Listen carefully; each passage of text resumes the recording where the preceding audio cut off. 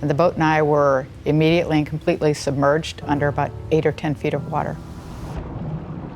I knew that I had been underwater already too long to still be alive. My spirit rose up and out of the river. I saw my body being pulled to shore. I saw the guys start CPR, and I could look at my body and recognize that that was my body, that represented my life here. We were in an accident where another horse ran into my horse. She reared up, flipped over backwards with me on her back, and fell across my body. As she hit my chest, I immediately left my body. I was up 30, 40 feet in the air. I was looking down at an airplane that had crashed. I had seen a body over here that was dead, but I knew this body really well. Right then, it hit me. I'm not in my body. There's my body, but here's me. I've always been fascinated with these near-death experiences, and by near-death, I don't mean like they almost got hit by a car. I mean like dead. At first, I was very skeptical of these, but I'll tell you, after studying over 1,000 of these near-death experiences, it's changed my mind. I was in this experience for what felt to me like many, many, many hours. But in fact, the entire thing was probably 30 minutes. It was like we had this wave of light under our feet pushing us forward, and it was almost as if I could see the stars go by. I began to see a small, bright, brilliant glow that got bigger and bigger and bigger. So how do we know these people were truly dead? Doctors, cardiologists, oncologists have actually been able to look at medical records to show, yeah, these people were truly dead by all the ways that we would clinically talk about death. The 9 wheels of the driver's side of the truck just rolled over the car. So I was just really killed instantly, blunt force trauma. They pronounced me dead on the scene. As to how long I was clinically dead without brain function or heart function, at least 30 minutes.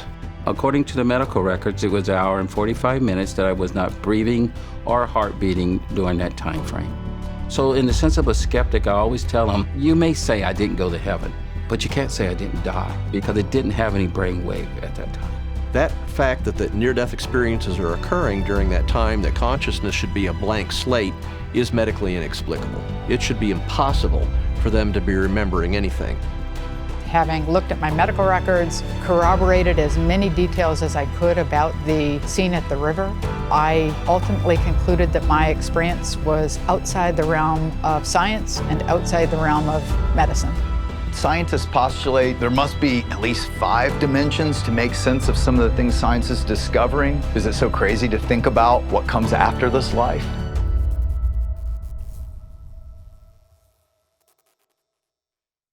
Welcome to this 6-part series on what's after life. I'm so glad you decided to join in this conversation. In it, you're going to hear from very credible people, doctors, college professors, commercial airline pilots, and other professionals who only lose credibility in their profession by talking about their experience, and yet they say it's the most real thing that ever happened to them.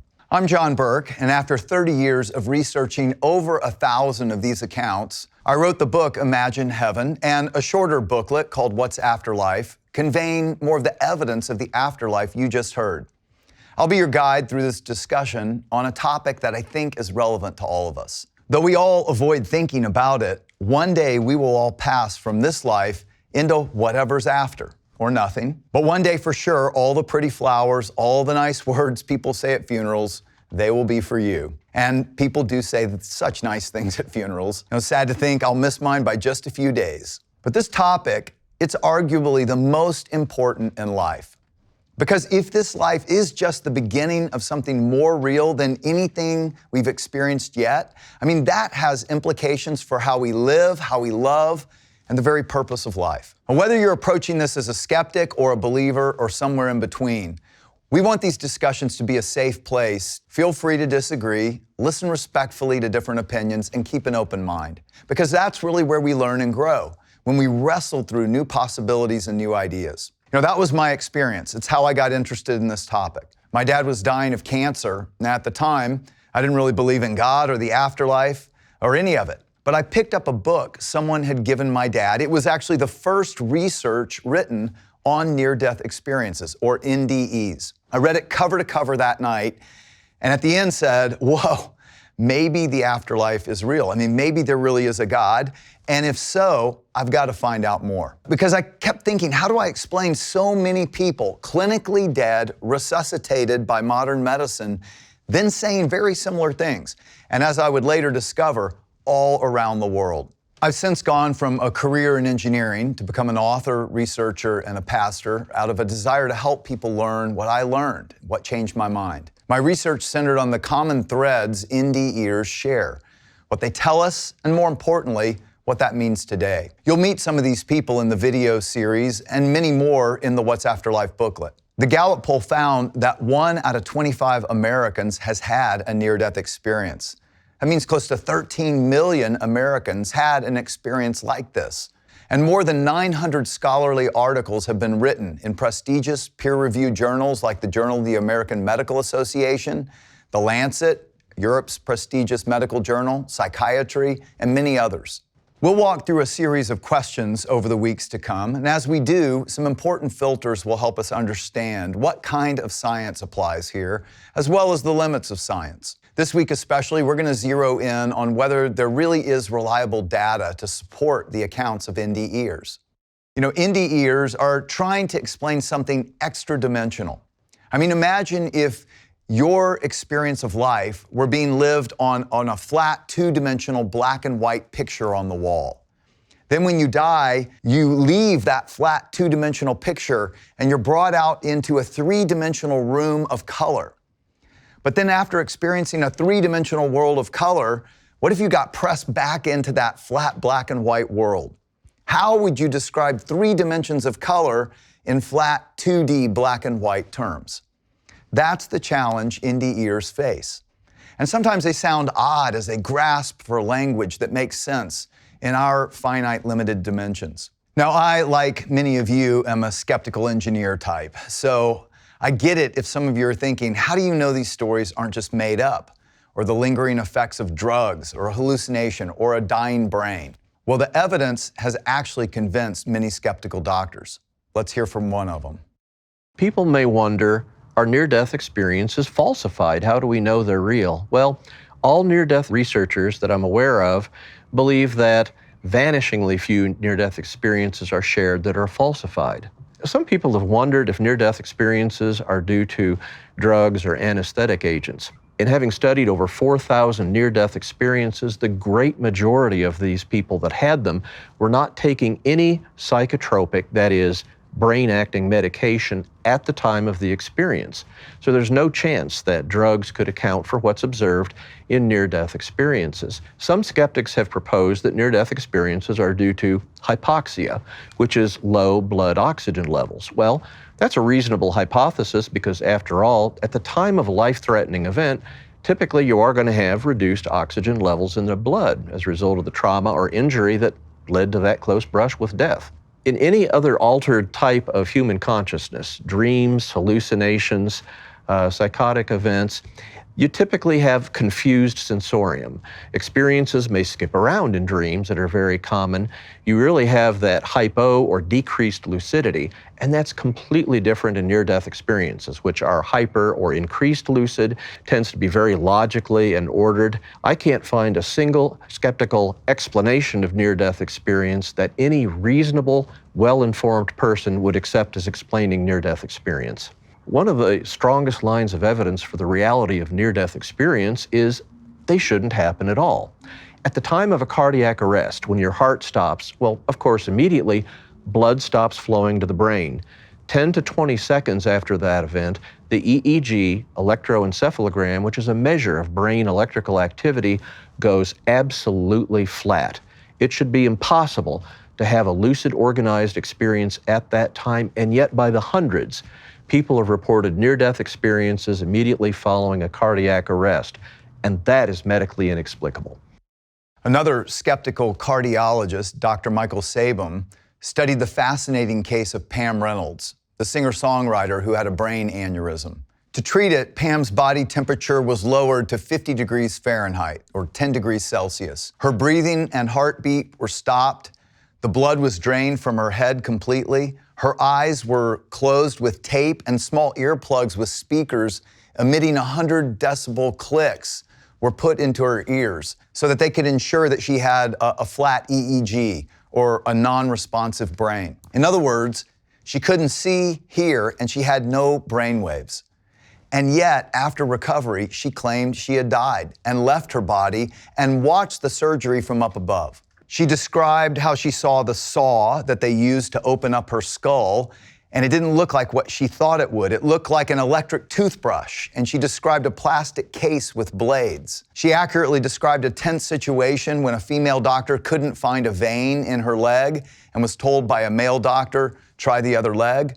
All this checked out, yet how could she have known? Dr. Janice Holden, professor of psychology, studied 93 cases of NDEs like Pam. She found that 92% of the observations that NDEers made were completely accurate. Another 6% only had minor variations. One case out of the 93 was inaccurate. Pam and thousands of others like her demonstrate that when people die, they leave their bodies, but they have a new body, a spiritual body. Though modern resuscitation techniques are today revealing lots more of these stories, they're actually not new. Plato wrote in the Republic about a soldier who had a near-death experience. The Tibetan Book of the Dead talks about some aspects similar to modern NDE accounts. The writers of the Jewish scriptures report several resuscitations, and the Christian New Testament records Jesus raising Jairus' daughter and Lazarus from the dead. Paul, who wrote many of the New Testament books, may have had an NDE when he was stoned to death in Lystra. He revived and later writes exactly what NDEers report around the globe today. He said, "I was caught up to the third heaven 14 years ago. Whether I was in my body or out of my body, I don't know. Only God knows. But I do know that I was caught up to paradise, and I heard things so astounding they cannot be expressed in words." Later he says, "Our bodies are buried in brokenness, but they will be raised in glory. They're buried in weakness, but they'll be raised in strength. They're buried as natural human bodies, but they will be raised as spiritual bodies." A new spiritual body is just one of the common experiences. What are others? Well, after people die, they say they leave their bodies, often observe their resuscitation, but they still have a body. We're ourselves, more ourselves than we've ever been. And not just with 5 senses, more like 50 senses, they say. Commonly, they feel a peace like never before. They travel, some through a tunnel or what they describe as a pathway to a place so beautiful as to defy description. Not unlike Earth, with mountains, streams, trees, flowers, but with a vibrancy and a life that they just know this is what I was created for. Many encounter a God of light who is unconditional love and personal, even humorous, knows them inside out, and then many get a life review with this God of love, and he lets them relive their lives to understand why love matters most. At that point, they're told it's not their time. They still have a purpose on earth to fulfill, and they're resuscitated. They want to share this out of this world experience, but struggle to find words. And when people hear it and respond like they're delusional, they often stop talking openly about it. So what does all this mean? And if this is true, how might it affect our lives today? That's really what I want us to think about and discuss. Here's some questions to get you going. And remember, it's okay to have different opinions, listen respectfully, keep an open mind.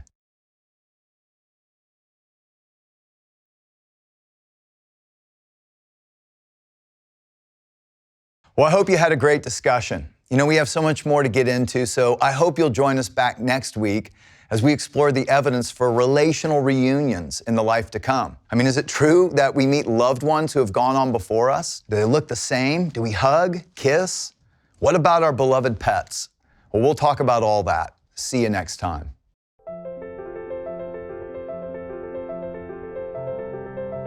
When I looked up, there's my family. My grandmother Mary was out front. She was bright, she had a big smile and pure joy. My family appeared. One of them put their hand out. I knew her as an old woman when I was a kid. When she was in heaven, she looked to be in her 30s.